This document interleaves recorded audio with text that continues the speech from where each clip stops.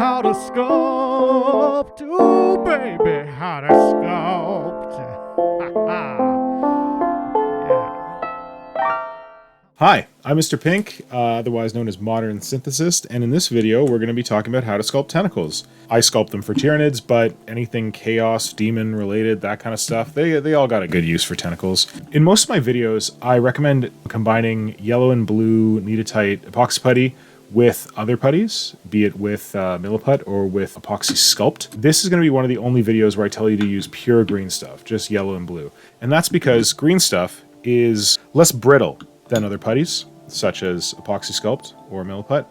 And when you're making a tentacle, which is something that could stick off the side of a miniature and could be like the recipient of some stress, it's good to have those be a little flexible so that they don't necessarily break and snap off.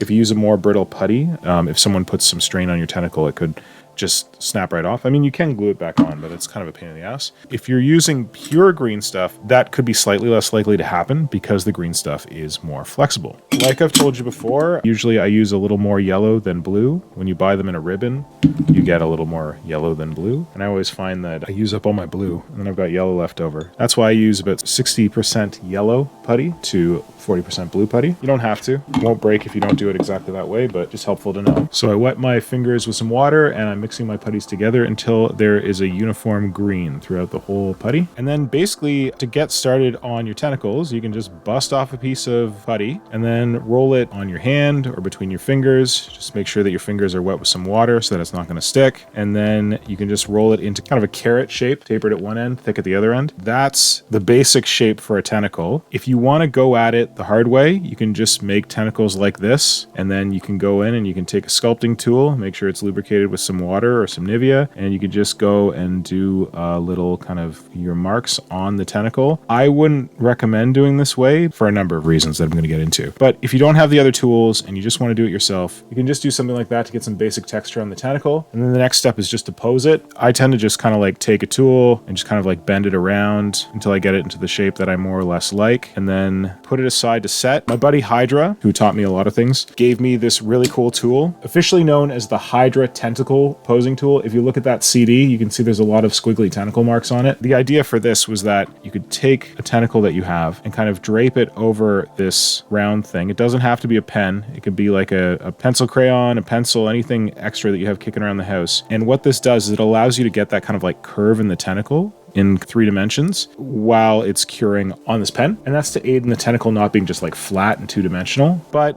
this is still tough because you got to put your little like details into it. And then as it dries, it's going to be flat on the bottom side and it's going to be detailed on the top side. That's not so bad, but honestly, the detail I've sculpted onto this is a little rough. So this is one way you can do it. And when that tentacle cures, it's going to be something like this. This one you can see is very flat. The thing with this one is that it is just green stuff. There's nothing inside. So if you're going to glue it in a place where it's going to be protected, that's okay. But if it's not protected, you can see that you can very easily snap pieces off of it. But that's okay, because we've got a solution for that. If you look at this tentacle here, you can see that this cheeky little bugger's got a wire through it. And this is actually something that I got from one of the fine people on Instagram who suggested that I put wires in the middle of my tentacles. Before I was just gluing them together in masses so that they could support each other, because I wasn't aware of how useful this is and how easy it is to shape a tentacle with a wire in the middle of it. So what you want to do is take some green stuff like you did with your first tentacle, roll it into that rough kind of carrot shape, tapered at one end, thicker at the other end, and then you get some very fine gauge copper wire or brass wire that is very malleable. See this? I can bend this any which way, and it's not that thick. So what I'm going to do is I'm going to get roughly the length that I want my tentacle to be. Actually, it's going to be a little longer than the tentacle, sticking out both ends. Then I am going to cut it here. And then simply take that piece of wire, take your tentacle, push your tentacle onto that wire, and then get your favorite sculpting tool, lube it up with a little bit of Nivea. I have a whole video on Nivea. If you're worried about having to wash your models after, you don't have to wash your models after. Get a little bit of Nivea on there, just kind of like a thin skim of oil. Doesn't have to look that very white. That's probably more than enough. And then just use that to push the green stuff around that wire. This part can be a little tricky because the green stuff can kind of like slip and slide around it, but you just want to envelop it. You could even use your fingers if they're lubricated enough. So just wrap that around. You can get some kind of cool textures if you spiral the green green stuff around the wire. You just want to make sure that the wire is fully encased with green stuff, that there's not like a big gaping hole anywhere, and make sure you're trying to keep that rough tapered shape, thicker at one end, thinner at the other. I'm just going to smooth this a little bit. You can spread the green stuff further down the wire. If you, again, don't have any tools to give a texture to the tentacle, you could use your fingerprints. That gives kind of like a striated, is that the word we're looking for? Kind of there's a bit of texture on there for my fingerprints. So just make sure you spread it kind of evenly down the wire. Keep it rounded. You can roll it between your fingers there. And again, tapered at one end. And then what you can do is you take one end, grip the wire just beyond the green stuff, grip the wire just beyond the green stuff, and go to town, posing. Just kind of flex it, twist it. Because this wire is such fine gauge, it's pretty malleable. I'm not getting amazing, I'm getting kind of like a cool curve on that tentacle. So that's kind of like a neat shape there.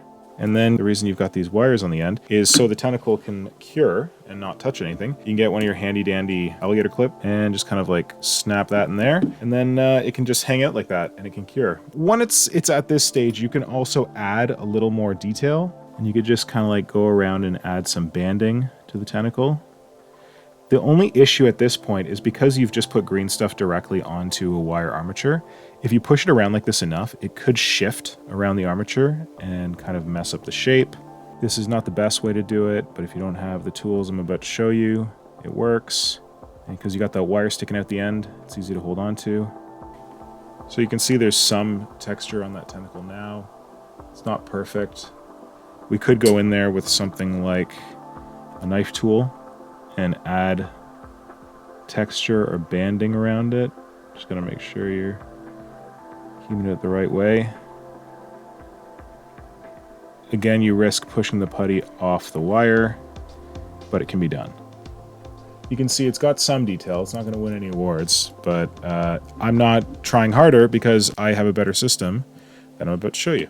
Anyway, so we'll get that one out of here. We'll put it over with our previous attempt, but ideally I would recommend that you use something like a tentacle maker. And what is a tentacle maker, you may ask? You could build a tentacle maker yourself. It's just basically two textured plates that you roll your tentacle between to get like lines cut into it. But fortunately, some folks have made them for us and made them a lot easier and better. So I'm just gonna make some tentacles here to demonstrate. So we're gonna make 2 small tentacles and 1 large tentacle. And again, the first step is to get your fine gauge wire that you're going to use for posing your tentacle. Get a little bit sticking out both ends and cut it to size.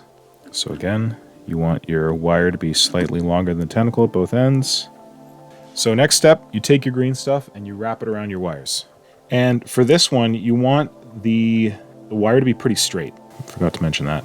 It's most helpful to have it be as straight as possible, and you will see why in a second. Best way to do this is really just like spiral the green stuff around the wire and then just pat it down.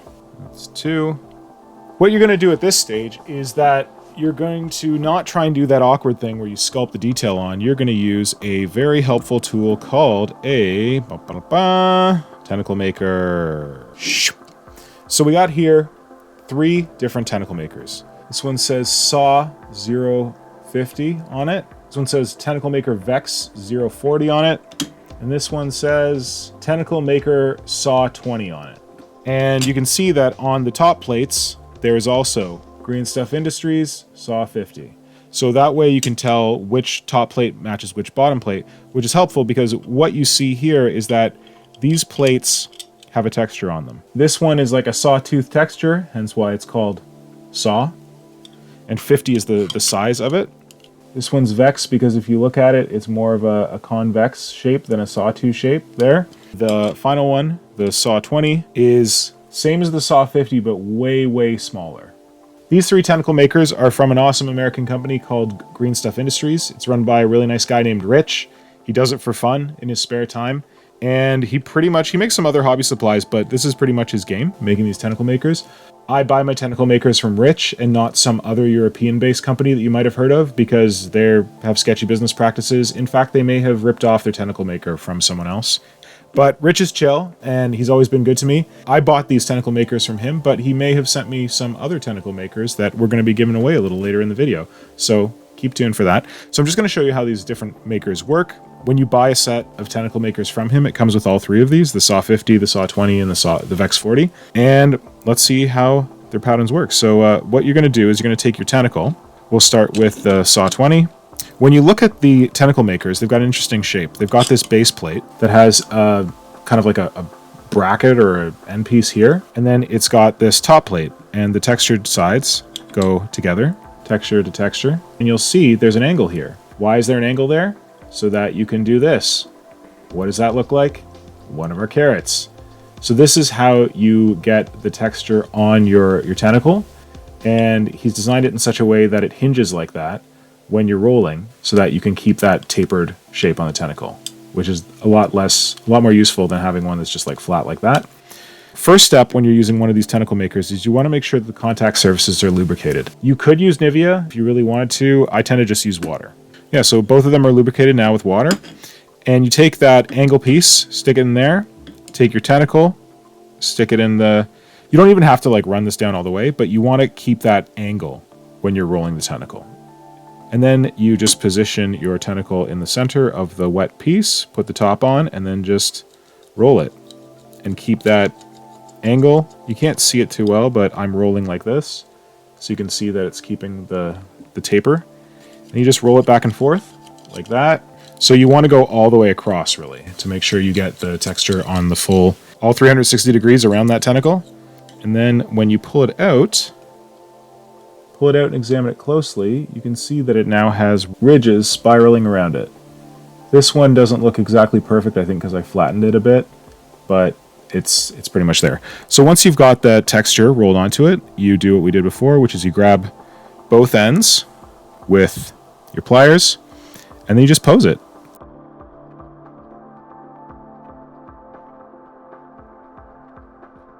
Yeah, you get the idea.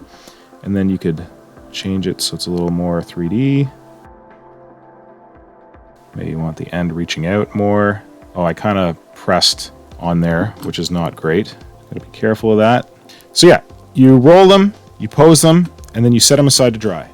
So that's the Saw 20, which we saw is like a very, very fine detail. You use this for tentacles. You can use this for cabling as well.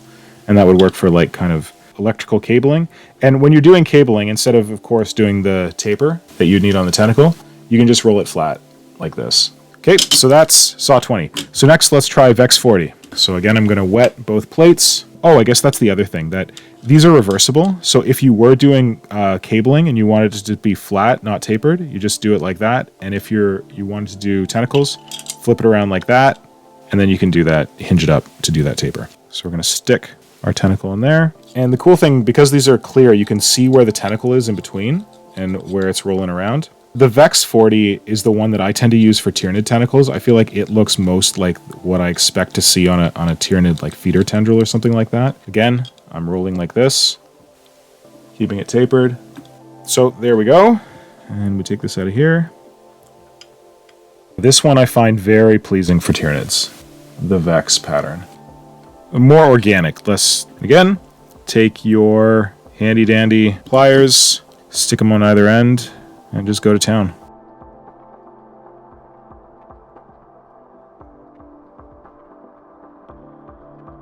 And then you put it in your handy dandy drying rack so it'll cure up. Let's try the Saw 50, which is the big kahuna. Gonna wet both plates, make sure it's nice and moist. Stick your tentacle in there, preserve your taper, and go to town. Got to give a little bit of force, and I tend to put more force at the point towards the point, and then less force here. If you see there's like less detail here, you can adjust the amount of force you're putting on it at that end, because if you have it kind of flat and not tapered, this detail is already preserved, and then it'll like push more of the detail onto the back. And then take it out, and you can see that the valleys between are much deeper on the Saw 50. This is for like larger tentacles, larger cables, that kind of thing. Or if you just want your like smaller tentacles to have like more pronounced rings on them, then the Saw 50 is the thing for that. So then we'll take this, and kind of push them together. It'll buckle. And you can do a little bit of like screwing up the surface if it gets you what you need, because you can always come back and like clean up a little bit of the detail later. Once you got it posed, you can put it in your handy dandy tentacle holder, or you can just rest it on something carefully. What you do is you leave those and you let them cure. And then once they've cured, you can snip off the bits at the end. You can use like a little bit to kind of sculpt a little point on there. And then you can use the other end of it to anchor the tentacle into your model. Because you don't want to just like, I used to just like take the individual tentacles and just like glue them on. But it's much more secure when you have these wires in, especially because tentacles are something that are going to extend off your model.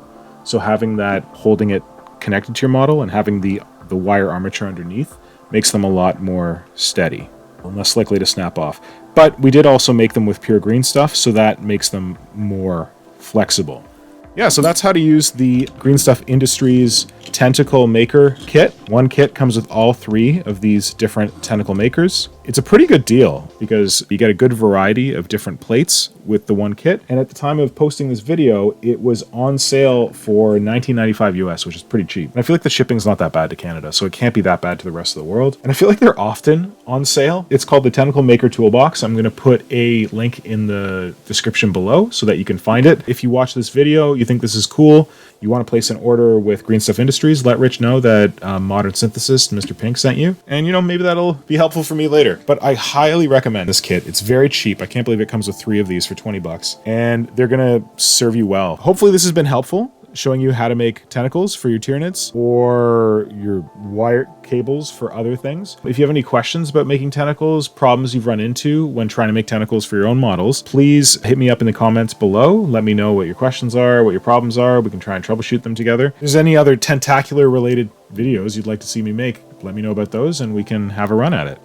And to get you started, we're going to have a little giveaway. So I have 2 more of these sets to give away, generously donated by Rich over at Green Stuff Industries. Each one of these includes 1 Saw 50, 1 Saw 20, and 1 Vex 40 tentacle roller. So you get 3 different tentacle makers in this one kit. 2 lucky people are going to be rolling tentacles with these awesome rollers from Green Stuff Industries. What I'm going to ask you to do is to let me know which existing model in any model range, any race, is most in need of tentacles. Doesn't have to be a Tyranid, doesn't have to be a Gene Stealer, it could be anything. This contest is going to be judged. I'm going to send all the entries to my good buddy Hydra, who is a master of tentacles, and he's going to pick 2 winners from that list. Head on over to that Patreon post right now, leave a comment on it, or follow the instructions to send an email. Let me know what is the model that is most in need of tentacles, and there'll be full details on that post for when the giveaway ends. Make sure you get your entries in, and 2 of you will be walking away with handy dandy tentacle maker sets from Green Stuff Industries. Or if you don't want to wait for the draw, you just want to go and get them right now, you can head on over to the Green Stuff Industries website. I've linked it in the description below. Thanks for watching and happy sculpting.